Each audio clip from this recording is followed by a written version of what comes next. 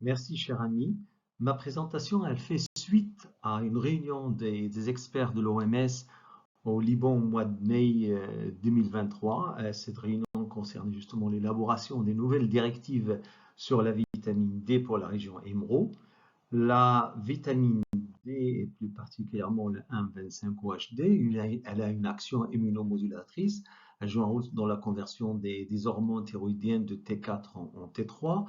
Elle a un rôle dans la signalisation de l'hormone T3. Elle a une action au niveau du cerveau. Elle joue un rôle dans la production de la sérotonine. Et la même chose au niveau de l'intestin. Elle a un rôle aussi dans la régulation du cycle cellulaire, un rôle dans la régulation de la transcription de l'ADN et du recyclage de l'ARN plutôt, de l'ARN messager, et puis la régulation de la transcription par le biais de l'adaptation épigénétique sur certains récepteurs au niveau du noyau, et bien sûr elle a un rôle au niveau du rein que nous savons tous, à savoir dans la régulation de l'absorption de l'excrétion du calcium. Là, concernant l'insuffisance, c'est la carence en vitamine D. Ce qu'il faut savoir, c'est qu'il n'y a pas de seuil convenu à l'échelle internationale qui définit la carence et l'insuffisance en vitamine D.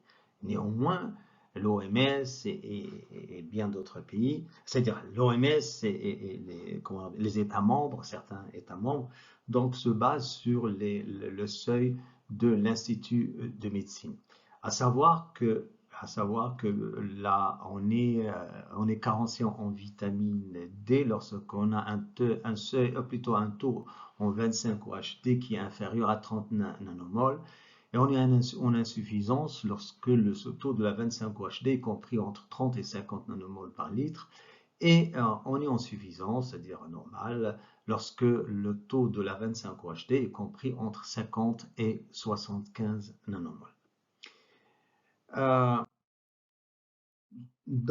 concernant le statut de la vitamine D chez les populations du monde entier, ce qu'on remarque, c'est que parmi les différentes régions du monde, notre région à nous, à savoir c'est-à-dire la région émeraude dont fait partie bien sûr le Maroc et la Tunisie, qu'est-ce qu'on remarque? On remarque c'est dans cette région-là qu'on a essentiellement donc des insuffisances de la vitamine D chez les personnes âgées et chez les adultes. Néanmoins, on n'observe pas d'insuffisance chez les enfants.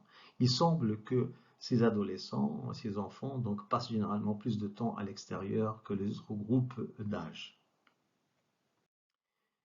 Euh, Concernant le processus d'élaboration des lignes directrices, pour cela, il faut établir des directives.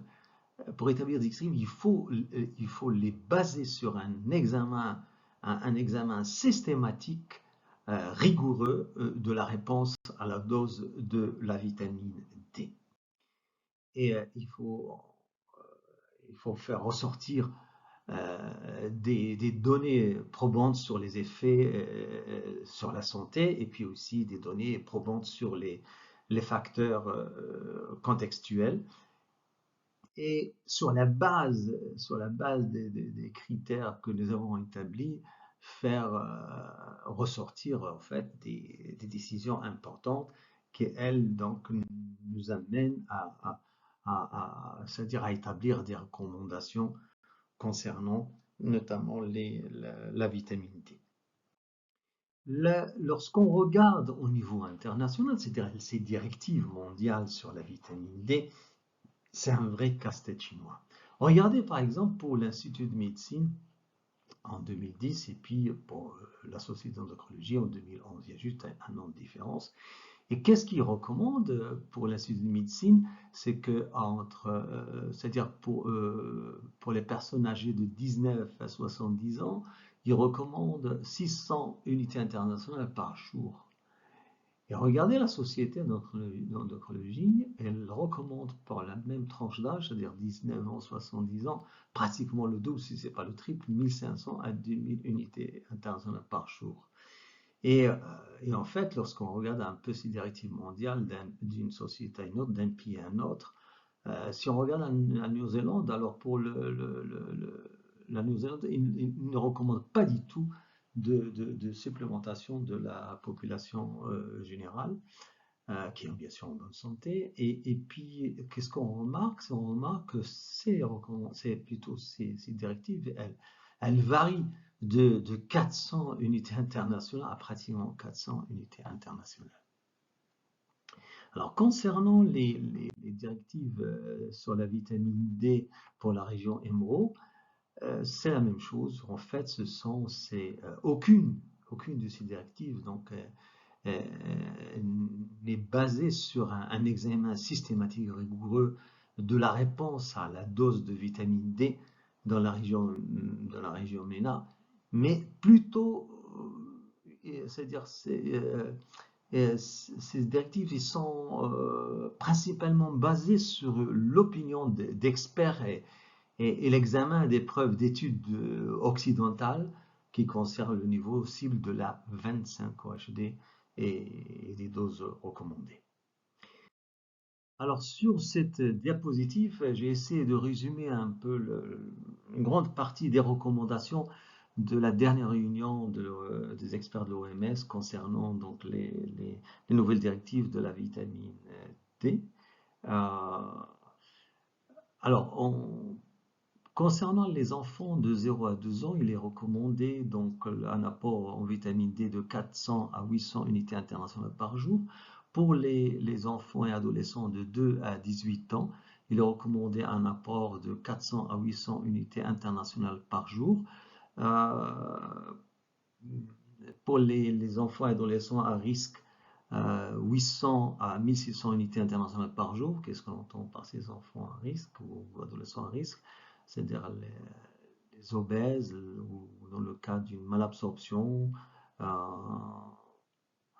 malnutrition, les peaux noires, pas d'exposition au soleil, une intolérance au lactose, une entéropathie au gluten, les véganes, et puis dans le cas d'une maladie biliaire. Alors, dans le cas où il y a une observance insuffisante, donc à ce moment-là, on recommande 80 à 100 000 unités, 80 000 à 100 000 unités internationales x2 pendant l'hiver, ou bien 50 000 unités internationales par trimestre. Et dans le cas à risque, à ce moment-là, 80 000 à 100 000 unités internationales par trimestre, ou bien 50 000 unités internationales par semestre. Alors pour les personnes de 18 ans à 65 ans, il faut que le taux sérique de la 25 OHD soit supérieur à 50 nanomoles par litre. Et pour les plus de 65 ans, le taux sérique de la 25 OHD doit être supérieur à 75 nanomoles par litre. Sur le plan, c'est-à-dire l'apport préventif, ce qui est conseillé, c'est 800 à 1500 unités internationales par jour, sauf qu'il ne faut jamais dépasser les 5000 unités internationales par jour. Pour les patients à risque, à savoir donc dans le cadre d'une malabsorption, insuffisance rénale, corticoïdes, aromatase, ostéoporose, à ce moment-là, donc le dosage initial doit être supérieur c'est-à-dire le taux sérique de la 25 HT doit être supérieur à 75 nanomoles par litre. Alors pour les femmes enceintes, il est recommandé donc d'encourager une alimentation saine, équilibrée. Ce qui ressort aussi, c'est que il n'y a pas, c'est-à-dire les preuves ils sont limités concernant l'innocuité de la supplémentation en vitamine D pendant la grossesse. En d'autres termes, il ne préconise pas la supplémentation en vitamine D, c'est-à-dire qu'elle est déconseillée pendant la grossesse, notamment pour prévenir le développement de la prééclampsie et ses complications. C'est-à-dire la supplémentation n'est pas recommandée non plus de la vitamine D pendant la grossesse dans le cadre des soins prénatals de routine. Ce qui est les autres recommandations, ils encouragent les pays à recommander donc des expositions raisonnables au soleil et aussi l'enrichissement ou du moins la fortification des aliments de large consommation en vitamine D, bien sûr, dans des marges de sécurité. Et selon les directives actuelles disponibles, le dépistage de la carence en vitamine D n'est recommandé que pour les personnes symptomatiques ou à risque. Et enfin, aucune recommandation n'est recommandée pour le dépistage à l'échelle de la population de l'insuffisance et de la carence en vitamine D à l'aide de la 25-OHT.